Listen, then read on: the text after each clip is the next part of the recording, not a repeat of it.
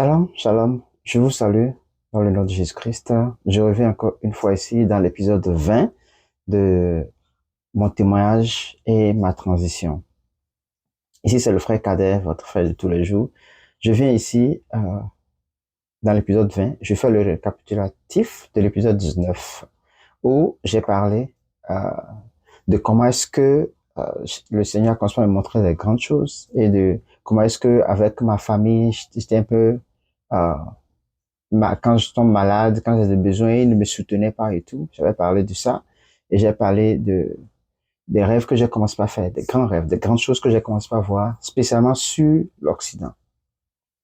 Alors aujourd'hui, je continue dans l'épisode 20 et sur ce, je disais que j'avais commencé par faire des rêves. Je commençais par faire des rêves. Je voyais des grandes choses. Je voyais des grandes choses. Et ces rêves étaient venus dans la période où euh, je souffrais plus. Ouais, je rencontrais plus de difficultés. Vous voyez. Donc ces rêves venaient pour, c'est-à-dire me fortifier.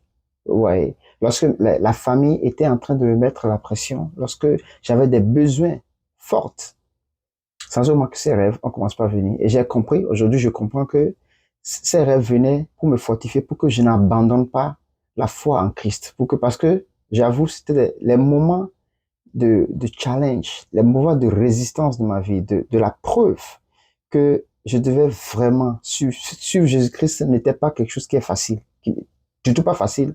C'était vraiment un challenge pour moi à un certain niveau. Mais quand je me tiens sur ce que j'ai vécu, sur les expériences que j'ai vues avec lui, je vois que je suis sur la bonne voie.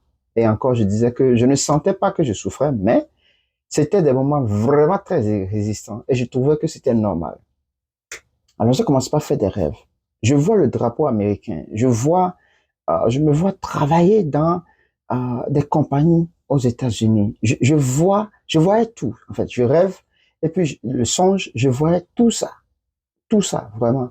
Je voyais aussi plusieurs entreprises, et je voyais vraiment au-dessus de cela. Il y a des rêves, des songes que j'ai vus vraiment vraiment où tu vois que tu es au large, c'est que tu te vois dans le rêve.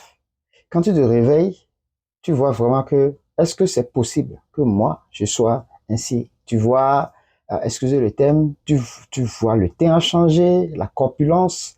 En fait, je voyais dans le rêve véritablement que j'étais vraiment mis au large. J'étais vraiment, tu sens de l'abondance, tu sens vraiment quelqu'un qui pèse, qui a, vous voyez, quand tu prends quelqu'un qui est dans le besoin et quelqu'un qui n'est pas dans le besoin, vous voyez physiquement la différence déjà, vous voyez, non? Et puis donc, c'est de ça que je parle, c'est comme ça que je me voyais dans les songes. Oh, j'en ai fait plusieurs de ces songes-là où je me voyais vraiment dans l'abondance. Mais je ne savais, pour moi, c'était juste des rêves comme les autres, vous voyez. Mais il est arrivé un jour il est arrivé un jour où j'étais allé dans le grand marché du pays. Et au retour, vraiment ce jour-là, j'avais faim, je n'avais rien vendu. Je vendais les SIM des portables. Je vendais ces SIM-là. Et puis, je n'avais rien vendu. Et je suis revenu, j'ai pris part chez ma cousine. Je vais m'arrêter ici parce que j'ai eu beaucoup de retours disant que les vidéos sont un peu longues. Donc, je vais m'arrêter ici pour permettre à ce que les gens puissent suivre et être édifiés. Je viendrai dans l'épisode 21 pour parler de ce qui s'est passé quand j'ai rencontré ma cousine, ce que Dieu a déclenché derrière cela. Shalom à vous et très bientôt l'épisode 21.